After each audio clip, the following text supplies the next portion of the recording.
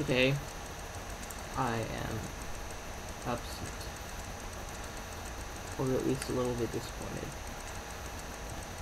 And, you know, I felt inclined to spend money. It occurred to me that I had money, and that I should spend it as a result.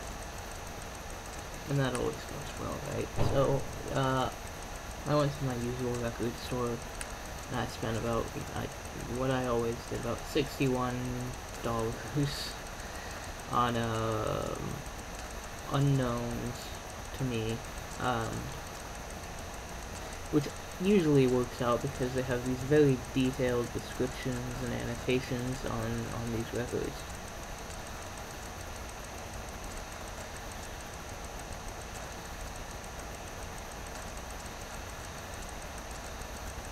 Moira Scar.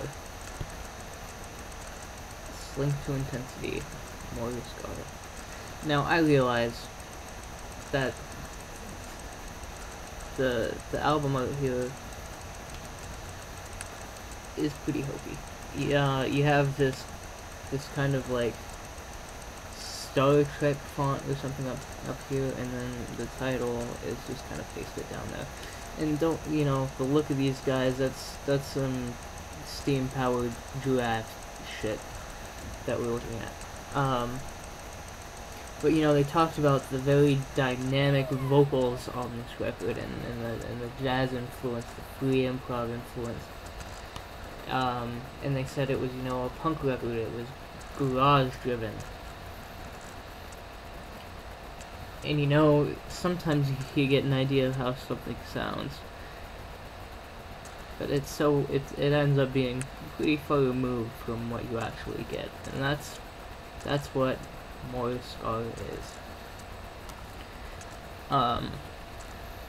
You know, I don't even know really what it was. Obviously, you look at these guys, they have a gimmick going for them. And that's cool. I'm not usually huge on gimmicks, you know. I don't like SPG. That's the first kind of gimmick that comes in my mind. But I'm not huge on science fiction gimmicks. The SPG or the Aquabats or any of that kind of thing that's popular in punk subcultures and ska music and psychobilly. I find it annoying. I think it's based on in-jokes that are meant to be kind of exclusionary, and then everybody hears them in the songs, and then they feel like they're a part of it.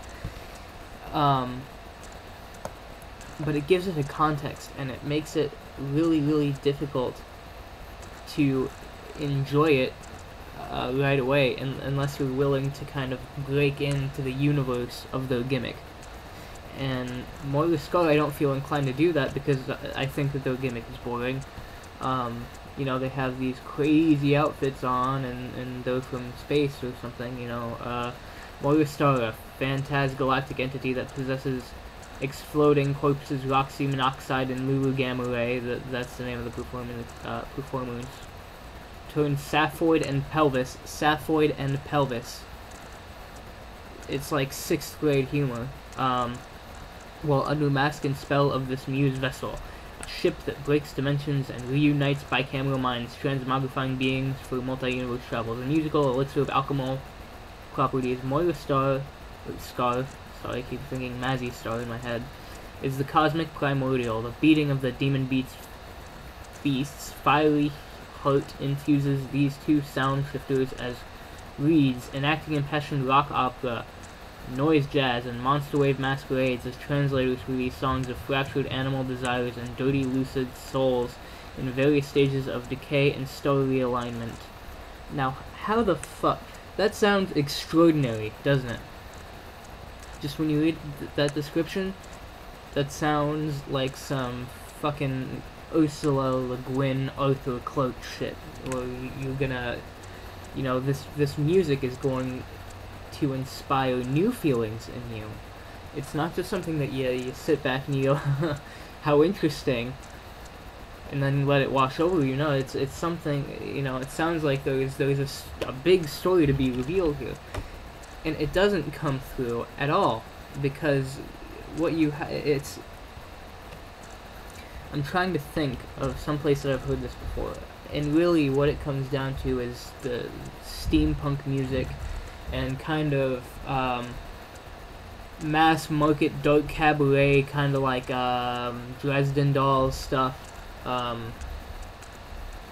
It's just too damn campy to be what I was promised. And it's the thing is you know, it's fine, campy, whatever, that's cool, I can get on board with that. I like a lot of shit that's campy. But what makes this so frustrating is that there really are a lot of weird aspects on this record. There's a lot of free jazz on here. There's a lot of noise on here that's kind of strewn about. And it's not done in a way that's fun. It's just kind of, it feels like they're trying to earn brownie points with this stuff. And I'll admit that when it comes through with the jazz, that's definitely when it's most interesting. It's when, you know, when the saxophones break through and the melody and the rhythms kind of start to break up a little bit, and you can tell they're improvising and going in their own way, and that's good to hear. But it's not fun, and it's not engaging. It's just kind of, look, we can do jazz improv too, isn't that cool? I mean, really, this is something that, like, you know, that kind of weird girl that you knew in middle school in, like, 2006 or 2007, something she would have been into. She would have played it with Dresden Dolls and Emily Autumn, who I actually enjoy, don't hold that against me, but, and that kind of thing. Those kinds of gimmicky, check out how unusual we are, mass appeal stuff. Which isn't to say that there is not a lot of solid musicianship on here, because there is. Sonically, it has its moments, but it doesn't have nearly enough of them to make it memorable at all, really. And I don't know if it was, the production was kind of muddled, it was a little quiet, and I don't know if that was a problem, or I don't know if it just was kind of undercooked, if they just kind of tossed these songs together and said that's it, because the songs are short, you know. And I can understand that they didn't want to make grand structured songs or anything, but they just felt undercooked. They felt like they were really missing something a lot of the time. Not 100% of the time, but a lot of the time. It's not unbearable.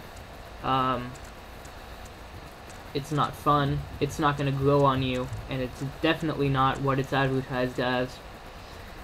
But goddamn it, you know what? They tried. They really did, and it shows. You know, don't expect, you know, a kind of Carolina caliber costumed gimmick, because you're sure as fuck not gonna get one here. But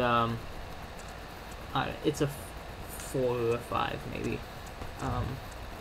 If that is what you're into, if you're into science fiction gimmicks and that kind of thing, give it a go. Not for me. I'm an adult. So, I'll see you around.